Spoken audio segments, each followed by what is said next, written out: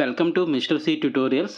Today video Bank of Baroda నుండి లేటెస్ట్గా release అయిన ఆఫీస్ అసిస్టెంట్ ఎగ్జామినేషన్ సంబంధించిన రిక్రూట్మెంట్కి సంబంధించి నోటిఫికేషన్ ఏ విధంగా ఉంది, దాని యొక్క ఎలిజిబిలిటీ క్రైటీరియా ఏ విధంగా ఉంటుంది, దాని యొక్క అప్లికేషన్ ప్రాసెస్ ఏ విధంగా ఉంది, అదేవిధంగా ఆ యొక్క అప్లికేషన్ స్టార్టింగ్ డేట్ ఏంటి, ఎండింగ్ డేట్ ఏంటి, దాని యొక్క శాలరీ స్ట్రక్చర్ ఏ విధంగా ఉంటుంది, తర్వాత జాబ్ లొకేషన్ ఏ విధంగా ఉంటుంది అనేది ఈ వీడియోలో ఎక్స్ప్లెయిన్ చేయడం అనేది జరుగుతుంది. ఇంకా ఎవరైనా మన ఛానల్ సబ్స్క్రైబ్ చేయలేకపోయినట్టయితే సబ్స్క్రైబ్ చేయగలరు. వీడియోలోకి వెళ్ళినట్టయితే బ్యాంక్ ఆఫ్ బరోడా నుండి ఆఫీస్ అసిస్టెంట్ పోస్టులకు సంబంధించి ఇది కాంట్రాక్ట్ బేస్ కాదు, రెగ్యులర్ బేసిస్, అంటే regular jobs, regular government job notification అనేది రిలీజ్ అవ్వడం అనేది జరిగింది. ఎక్కడంటే బ్యాంక్ ఆఫ్ బరోడా నుండి ఇప్పుడు నుండి ఆన్లైన్ రిజిస్ట్రేషన్ స్టార్ట్ అవుతుందంటే మే 3వ తారీఖు, అంటే ఈ రోజు నుండి స్టార్ట్ అవుతుంది. అదేవిధంగా లాస్ట్ డేట్ వచ్చేసరికి మే 23వ తారీఖు దాకా ఈ యొక్క నోటిఫికేషన్కి మనం అప్లై చేసుకోవచ్చు. అయితే ఇక్కడ ఇంపార్టెంట్ నోట్ ఇచ్చారు చూడండి, candidates are advised to check the bank's website. మీరు ఆ బ్యాంక్ వెబ్సైట్ని మాత్రమే నమ్మండి, ఇంకెక్కడా కూడా ఎటువంటి ఇన్ఫర్మేషన్ నమ్మకండి. నెక్స్ట్ చూసినట్టయితే కరెక్ట్ ఈమెయిల్ ఐడి ఇవ్వమంటున్నాడు. మొత్తం ప్రాసెస్ అంతా కూడా మనకి ఈమెయిల్ ఐడి నుండే మనకి ఇవ్వడం అనేది జరుగుతుంది. నెక్స్ట్ చూసినట్టయితే ఓన్లీ వెన్ ఫీజ్ ఈజ్ ఎవరైతే ఫీజు కడతారో ఆ యొక్క అప్లికేషన్ మాత్రమే తీసుకోవడం అనేది జరుగుతుంది అని చెప్పేసి చెప్పడం జరుగుతుంది. మీరు అప్లికేషన్ ఫిల్ చేసిన లాస్ట్ డేట్ లోపు మీరు అప్లికేషన్ యొక్క ఫీజు అనేది చెల్లించిన అప్లికేషన్స్ మాత్రమే మేము కన్సిడర్ చేస్తామని చెప్పేసి ఇందులో క్లియర్గా మెన్షన్ చేయడం అనేది జరిగింది. నెక్స్ట్ చూసినట్టయితే before applying candidate should ensure the fulfil of the eligibility criteria and then date of eligibility. అంటే ఒక డేట్ ఇచ్చాడు, ఆ డేట్ కట్ ఆఫ్కి మన యొక్క ఎలిజిబిలిటీ కరెక్ట్గా ఉందో లేదో చూసుకొని ఆ తర్వాత మాత్రమే అప్లై చేయండి. ఇందులో రిఫండ్ అయితే ఉండదు. మీరు ఒకవేళ ఎలిజిబిలిటీ లేకపోతే మీ యొక్క స్క్రూటినీలో మీ యొక్క అప్లికేషన్ అనేది రిజెక్ట్ చేయబడుతుందని చెప్పేసి క్లియర్గా చెప్పాడు. తర్వాత candidates are may please note that eligibility criteria specified basic criteria for appointment of the banks.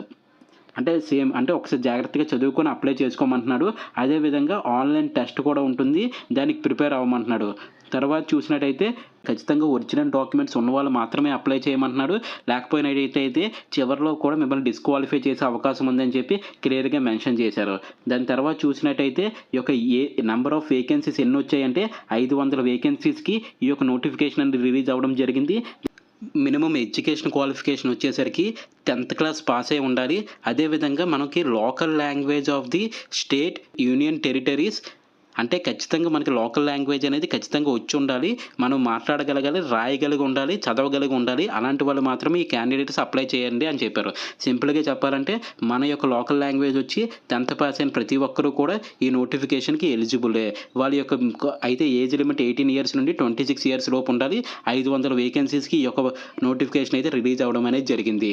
అయితే ఈ యొక్క రోల్ ఏంటంటే ఈ ఆఫీస్ అసిస్టెంట్కి సంబంధించి అన్ని నార్మల్ రొటీన్ డ్యూటీస్ అనేవి చేయాల్సి ఉంటుంది. Subordinate staff cadre and performance of which no special pay, అంటే మీరు చెప్పిన పని ప్రతిదీ చేయాలి, దానికి స్పెషల్ పే అంటూ ఏమీ ఉండదు. Any other work assign from the time to time as per the settlement amended from the time to time. ఖచ్చితంగా అన్నీ కూడా చెప్పినవన్నీ చేయమని రాస్తున్నాడు. ఈ యొక్క ఆఫీస్ సబార్డినేట్ అంటే ఇప్పుడు ప్యూన్ ఉద్యోగాలు ఉంటాయి కదా, దానికి సంబంధించినవి. ప్యూన్ ఉద్యోగాలే కదని తక్కువ చేసి చూడాల్సిన అవసరం అయితే లేదు. ఇప్పుడున్న ఉద్యోగ పరిస్థితిలో ప్రతి ఉద్యోగం కూడా చాలా ఇంపార్టెంట్. ఎందుకంటే దీని యొక్క పే చూడండి ఎంత ఉందో, దాని తర్వాత మరి ఆ ఉద్యోగం ఎలాంటిదో మీరే డిసైడ్ అవ్వండి. స్కేల్ ఆఫ్ పే ఏ విధంగా ఉందంటే 19,500 ఉంటుంది. తర్వాత ఎవ్రీ ఇయర్ 665 రూపీస్ యాడ్ అవుతూ 22,160 అవుతుంది. తర్వాత ఇంక్రిమెంట్స్ యాడ్ అవుతాయి. అలా మీకు 37,815 దాకా యాడ్ అయ్యే అవకాశం ఉంది. ఒక 10th క్లాస్ బేస్ మీద 37,000 రూపాయల జీతంతో ఒక ఉద్యోగం రావడం అంటే అది సాధారణమైన విషయం అయితే కాదు.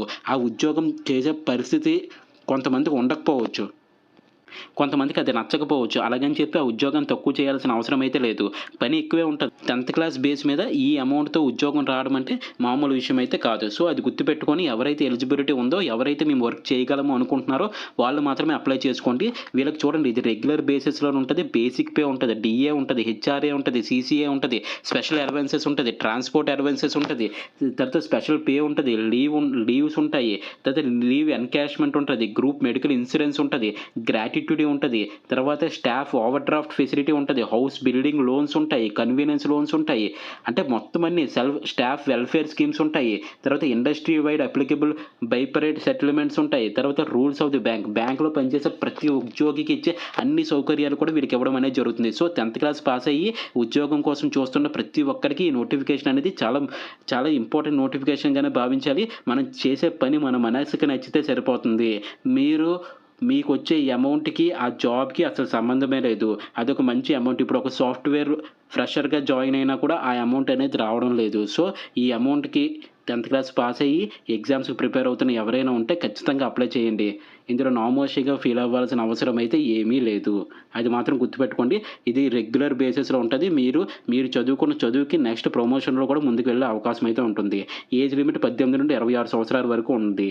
తర్వాత ఎలిజిబిలిటీ చూసుకున్నట్టయితే నేషనాలిటీ అండ్ సిటిజన్‌షిప్ అంటే మన ఇండియన్ నేషనల్ అయ్యి ఉండాలి. అది అందరికీ తెలిసిందే. ఏజ్ అనేది మనకి May 1st, 2025 నుండి తీసుకుంటున్నారు. 18 ఇయర్స్ నుండి 26 ఇయర్స్ ఇందాక బట్టి చూసింది అది. ఆ ఏజ్ అంటే ఎక్కడి నుండి వస్తుందంటే May 1st, 1999 నుండి అదేవిధంగా 1/5/2007 ఈ మధ్యలో బోర్న్ అయిన ప్రతి ఒక్కరు కూడా అప్లై చేసుకోవడానికి అర్హులే. ఎందుకంటే 26 ఇయర్స్ అనేది వాళ్ళకే ఉంటుంది కాబట్టి. తర్వాత ఇందులో కూడా రిజర్వేషన్స్ ఉన్నాయి కదా. షెడ్యూల్ క్యాస్ట్‌కి సంబంధించి, షెడ్యూల్ ట్రైబ్స్‌కి సంబంధించి 5 ఇయర్స్ ఇస్తారు. అదర్ బ్యాక్వర్డ్ బీసీసీకి సంబంధించి 3 ఇయర్స్ అండ్ పర్సన్ విత్ డిసేబిలిటీకి సంబంధించి 10 ఇయర్స్ రిలాక్సేషన్ అనేది ఇవ్వడం జరిగింది. ఎక్స్ సర్వీస్ మ్యాన్‌కి ఇస్తారు. తర్వాత విడోస్‌కి, డివోర్స్డ్ ఉమెన్ ఉంటారు కదా, వాళ్ళకి కూడా డివోర్స్డ్ ఉమెన్‌కి సంబంధించి 35 ఇయర్స్ ఇచ్చారు. అండ్ నెక్స్ట్ 38 ఇయర్స్ ఓబీసీ వాళ్ళకి ఇచ్చారు. 40 ఇయర్స్ ఎస్సీ, ఎస్టీ క్యాండిడేట్స్‌కి అయితే ఇవ్వడం జరిగింది. ఎక్స్ సర్వీస్ మ్యాన్‌కి సంబంధించినంత వరకు 3 ఇయర్స్ ఇచ్చారు. 8 years for the disabled ex service man. SC, ST అయితే 50 ఇయర్స్ దాకా కూడా అవకాశం అయితే కల్పించారు. ఎవరి ఎలిజిబిలిటీ ఏదో చూసుకొని ఎవరికైతే అవకాశం ఉంటుందో వాళ్ళు ఖచ్చితంగా అప్లై చేసుకోండి. అయితే అప్లికేషన్ ప్రాసెస్ ఏ విధంగా ఉంటుంది, ఫీజు ఏ విధంగా ఉంటుందనేది ఇప్పుడు తెలుసుకుందాం. దాని తర్వాత దీనికి ఎగ్జామ్ కూడా ఉంటుంది. దాని యొక్క సిలబస్ ఏ విధంగా ఉందో కూడా ఒకసారి చూద్దాం. ఇది అప్లికేషన్ ఫీజు వచ్చేసి ఇంటిమేషన్ ఛార్జెస్తో కలిపేసి 600 రూపీస్. ట్యాక్సెస్ ఉంటాయి. తర్వాత పేమెంట్ గేట్వే ఛార్జెస్ ఉంటాయి. ఈడబ్ల్యూఎస్కి, జనరల్కి, ఓబీసీకి సంబంధించి 600 రూపీస్ ఈ యొక్క అప్లికేషన్ ఫీజు అనేది ఉంది. అదేవిధంగా SC, ST, PWD and ex service man తర్వాత ఉమెన్ క్యాండిడేట్ సంబంధించి ఓన్లీ 100 రూపీస్ మాత్రమే ఉండడం అనేది జరిగింది. సో ఫీజెస్ అనేవి తక్కువగా ఉండడం వల్ల ఇది ప్రతి ఒక్కరు ఎలిజిబిలిటీ ఉన్న ప్రతి ఒక్కరు కూడా అప్లై చేయండి. ఇదంతా కూడా ఆన్లైన్ పేమెంట్లోనే జరుగుతుంది. ఆఫ్లైన్ పేమెంట్స్ అనేవి ఏమీ ఉండవు. తర్వాత ప్రీ ఎగ్జామినేషన్ రిక్రూట్మెంట్ ట్రైనింగ్ కూడా దీనికి ఇవ్వడం అనేది జరుగుతుంది. నెక్స్ట్ చూసినట్టయితే లొకేషన్ ఆఫ్ పోస్టింగ్ ఎక్కడ వస్తుందంటే ఈ యొక్క ఎక్కడైనా సరే branches of state, UT and candidates has applied అంటే మీరు ఒక రాష్ట్రానికి కానీ ఒక యూటీకి కానీ అప్లై చేస్తారు కదా, అక్కడే మీ యొక్క లొకేషన్ పోస్టింగ్ అనేది ఇవ్వడం జరుగుతుంది. మీరు ఆంధ్రప్రదేశ్కి అప్లై చేస్తే ఆంధ్రప్రదేశ్లోనే ఇస్తారు. తెలంగాణకు సంబంధించి అప్లై చేస్తే తెలంగాణకు సంబంధించి ఇస్తారు. అయితే ఇక్కడ 10th పాటు ఆ యొక్క 10th పాటు మీకు లోకల్ లాంగ్వేజ్ కూడా తెలిసి ఉండాలి. అలాంటి వాళ్ళకి మాత్రమే అక్కడ పోస్టింగ్ అనేది ఇవ్వడం జరుగుతుంది. Probation period 6 months probation period అయితే ఉంటుంది. తర్వాత మీరు రెగ్యులర్ ఉండడం వల్ల ఇది ప్రతి ఒక్కరు ఎలిజిబిలిటీ ఉన్న ప్రతి ఒక్కరు కూడా అప్లై చేయండి. ఇదంతా కూడా ఆన్లైన్ పేమెంట్లోనే జరుగుతుంది. ఆఫ్లైన్ పేమెంట్స్ అనేవి ఏమీ ఉండవు. తర్వాత ప్రీ ఎగ్జామినేషన్ రిక్రూట్మెంట్ ట్రైనింగ్ కూడా దీనికి ఇవ్వడం అనేది జరుగుతుంది. నెక్స్ట్ చూసినట్టయితే లొకేషన్ ఆఫ్ పోస్టింగ్ ఎక్కడ వస్తుందంటే ఈ యొక్క ఎక్కడైనా సరే branches of state, UT and candidates has applied అంటే మీరు ఒక రాష్ట్రానికి కానీ ఒక యూటీకి కానీ అప్లై చేస్తారు కదా, అక్కడే మీ యొక్క లొకేషన్ పోస్టింగ్ అనేది ఇవ్వడం జరుగుతుంది. మీరు ఆంధ్రప్రదేశ్కి అప్లై చేస్తే ఆంధ్రప్రదేశ్లోనే ఇస్తారు. తెలంగాణకు సంబంధించి అప్లై చేస్తే తెలంగాణకు సంబంధించి ఇస్తారు. అయితే ఇక్కడ 10th పాటు ఆ యొక్క 10th పాటు మీకు లోకల్ లాంగ్వేజ్ కూడా తెలిసి ఉండాలి. అలాంటి వాళ్ళకి మాత్రమే అక్కడ పోస్టింగ్ అనేది ఇవ్వడం జరుగుతుంది. Probation period 6 months probation period అయితే ఉంటుంది. తర్వాత మీరు రెగ్యులర్ ఎంప్లాయీస్ కింద ఉండిపోతారు. శాలరీ రెగ్యులర్గానే వస్తుంది. దాని తర్వాత చూసినట్టయితే సెలక్షన్ ప్రొసీజర్ ఏ విధంగా ఉంటుందంటే ఒక ఆన్లైన్ టెస్ట్ అనేది కండక్ట్ చేయడం అనేది జరుగుతుంది. దాని తర్వాత చూసినట్టయితే పాసింగ్ ఆ ఆన్లైన్ టెస్ట్ అయిపోయిన తర్వాత మీకు సర్టిఫికేట్ వెరిఫికేషన్ చేసి సైకోమెట్రిక్ టెస్ట్ అయిన తర్వాత మీకు పోస్టింగ్ అనేది ఇవ్వడం జరుగుతుంది. అయితే స్ట్రక్చర్ ఆఫ్ ఆన్లైన్ టెస్ట్ ఏ విధంగా ఉంది ఒకసారి చూసినట్టయితే నాలెడ్జ్ ఆఫ్ ఇంగ్లీష్ లాంగ్వేజ్కి సంబంధించి 25 క్వశ్చన్స్ ఇస్తారు. 25 మార్క్స్. మీడియం ఏంటంటే ఇంగ్లీష్లో ఉంటుంది. 20 మినిట్స్ మాత్రమే టైం ఉంటుంది. తర్వాత జనరల్ అవేర్నెస్కి సంబంధించి 25 క్వశ్చన్స్ 25 మార్క్స్. తర్వాత ఎలిమెంటరీ అర్థమెటిక్కి సంబంధించి 25 క్వశ్చన్స్ 25 మార్క్స్. సైకోమెట్రిక్ టెస్ట్కి సంబంధించి 25 క్వశ్చన్స్ 25 మార్క్స్. ఇవన్నీ కూడా ఇంగ్లీష్, హిందీ. తర్వాత మీకు official language of the state అంటే మీరు ఆంధ్రప్రదేశ్కి అప్లై చేస్తే ఎగ్జామ్ తెలుగులో కూడా ఉంటుంది. అయితే ఇంగ్లీష్ అనేది ఇంగ్లీష్లోనే ఉంటుంది. మొత్తం 80 మినిట్స్ ఎగ్జామ్ ఉంటుంది. 100 క్వశ్చన్స్ అనేది ఇవ్వడం జరుగుతుంది. దాని తర్వాత ర్యాంక్ లిస్ట్ కానీ, తర్వాత కట్ ఆఫ్స్ కానీ బ్యాంక్ యొక్క ఇష్టం అని చెప్పేసి వాళ్ళు క్లియర్గా మెన్షన్ చేశారు. తర్వాత ఇక్కడ కూడా చూడండి, bank reserves the right to modify the structure of examination structure కూడా మార్చే అవకాశం అనేది ఉంది. ఎందుకంటే డిస్క్రిప్టివ్ టెస్ట్ అయినా పెట్టవచ్చు వాళ్ళు. దాని తర్వాత case study of the intimated through the website, మీకు అన్నీ కూడా వెబ్సైట్ త్రూగా మీకు ఆ ఈమెయిల్కి మెసేజెస్ అనేవి రావడం జరుగుతుంది. సో అది చూసుకొని మీరు ఫాలో అవ్వాలి. అయితే బేసిక్గా అయితే మాత్రం మ్యాక్సిమం ఇదే టెస్ట్ ఉంటుంది బ్యాంక్స్ అన్నిటికీ కూడా. అది సెషన్స్ వారీగా కూడా కట్ ఆఫ్స్ ఉండే అవకాశం అయితే ఉంది, అది చూసుకోగలరు. అయితే ఎవరికి ఏ లాంగ్వేజ్, మనం మ్యాక్సిమం ఆంధ్రప్రదేశ్ రాస్తాం కాబట్టి ఇంగ్లీష్, హిందీ, తెలుగు వచ్చిన వాళ్ళందరూ ఎగ్జామినేషన్ ఆ 3 లాంగ్వేజెస్లో ఉంటుంది. లోకల్ లాంగ్వేజ్ తెలుగు, ఉర్దూకి సంబంధించి. ఒకవేళ మనం తెలంగాణకి ఎక్కడైనా పెట్టుకోవాలనుకోండి, ఇవన్నీ కూడా ఏ రాష్ట్రంలో ఏం రావాలని చెప్పి తెలంగాణకు సంబంధించి ఇంగ్లీష్లో ఉంటుంది, హిందీలో ఉంటుంది, తెలుగులో, ఉర్దూలో కూడా క్వశ్చన్ పేపర్ ఉంటుంది. అఫీషియల్ లాంగ్వేజ్ వచ్చేసరికి తెలుగు, ఉర్దూ ఈ 2 వచ్చి ఉండాలి 10th పాటు అని చెప్పేసి క్లియర్గా మెన్షన్ చేశారు. దాని తర్వాత చూసినట్టయితే candidates will not be permitted appear online టెస్ట్కి ఏమేమి ఉండదంటే కాల్ లెటర్ అనేది ఉండాలి, ఫోటో ఐడెంటిటీ ప్రూఫ్ ఉండాలి, తర్వాత 1 అడిషనల్ ఫోటోగ్రాఫ్, ఖచ్చితంగా మన పాస్పోర్ట్ సైజ్ ఫోటో ఒకటి తీసుకొని వెళ్ళాలన్నమాట. అవి చూసుకోవాలి. తర్వాత రిపోర్టింగ్ లేట్గా చేసిన వారికి గేట్లో పర్మిషన్ ఉండదు. ఇదంతా కూడా మనకు ముందే తెలిసిందే కదా, దానికి సంబంధించింది.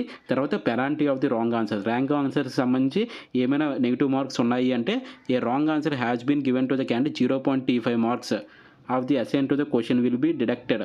పెనాల్టీ ఆఫ్ ది అరైవ్స్ అంటే 1/4 అనేది దీని యొక్క, అంటే ఒక క్వశ్చన్ తప్పు చేస్తే 0.25 మార్క్స్ పోతుంది. అంటే 1/4 అనేది దీనికి సంబంధించినంత వరకు నెగిటివ్ మార్కింగ్ ఉంది. అంటే ఎగ్జామ్ రాసిన మనకు వచ్చిన ఆన్సర్స్ మాత్రమే చేయాలి. అయితే ఎగ్జామినేషన్ సెంటర్స్కి వచ్చేసరికి ఆంధ్రప్రదేశ్ సంబంధించి విశాఖపట్నంలో ఎగ్జామినేషన్ సెంటర్ అనేది ఉంది. తెలంగాణకు సంబంధించి మ్యాక్సిమం హైదరాబాద్లో ఉండే అవకాశం అయితే ఉంది. ఇక్కడ చూసినట్టయితే విశాఖపట్నంలో ఉంది. నెక్స్ట్ హైదరాబాద్లో కూడా ఉండడం జరిగింది. కర్నూలులో కూడా ఉంది. మనకు సంబంధించినంత వరకు విశాఖపట్నం, కర్నూలులో ఉన్నాయి. నెక్స్ట్ ఇక్కడ హైదరాబాద్లో ఉంది. ఇంకా చూసినట్టే మ్యాక్సిమం మేజర్ సిటీస్లోనే ఈ యొక్క సెంటర్స్ అయితే ఇవ్వడం అనేది జరుగుతుంది. అది చూసుకొని మీకు దగ్గరలో ఉన్న సెంటర్ చూసుకొని రాయండి.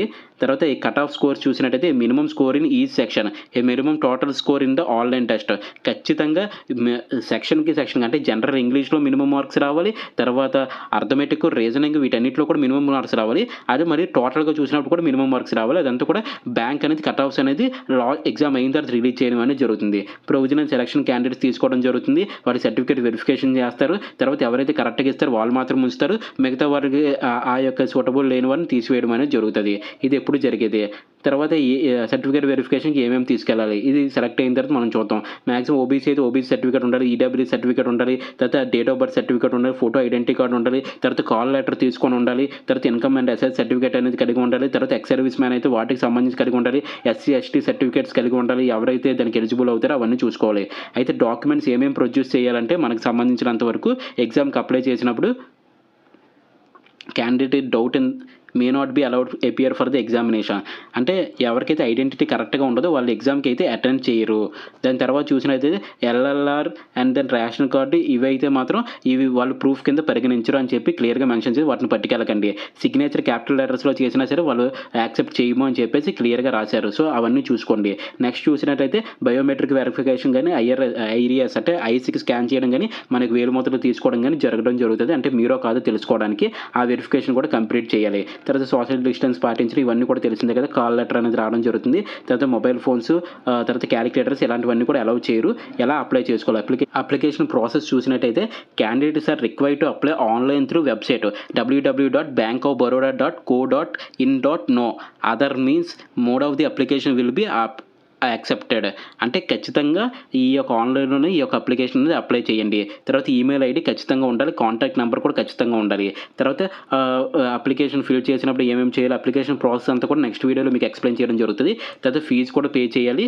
తర్వాత ఒకవేళ ఫీజు సక్సెస్ఫుల్ అవ్వకపోతే మళ్ళీ లాగిన్ అయ్యి మన ఫీజు అనేది చెల్లించుకోవచ్చు అని చెప్పేసి క్లియర్గా రాయడం అయితే జరిగింది. నెక్స్ట్ చూసినట్టయితే ఇదంతా కూడా జనరల్ ఇన్ఫర్మేషన్, ఈ ఎంతవరకు ఉంది ఏంటి అని చెప్పేసి ఈ విధంగా మనకి May 2వ తారీఖున అయితే ఈ నోటిఫికేషన్ అనేది రిలీజ్ అవ్వడం జరిగింది. అయితే టోటల్గా చూసుకున్నట్టయితే ఇప్పుడు ఏ రాష్ట్రంలో ఎన్ని పోస్టులు ఉన్నాయి, మనం ఎక్కడ అప్లై చేసుకోవాలో ఒకసారి చూసుకుందాం. మన తెలుగు రాష్ట్రాలు ఏ పోస్టులు ఉన్నాయని చెప్పి ఇప్పుడు ఎలిజిబిలిటీ అంతా కూడా మీకు క్లారిటీ వచ్చింది. కాబట్టి ఇప్పుడు మన ఆంధ్రప్రదేశ్కి సంబంధించి చూసినట్టయితే మొత్తం 22 వేకెన్సీస్ అయితే ఉన్నాయి.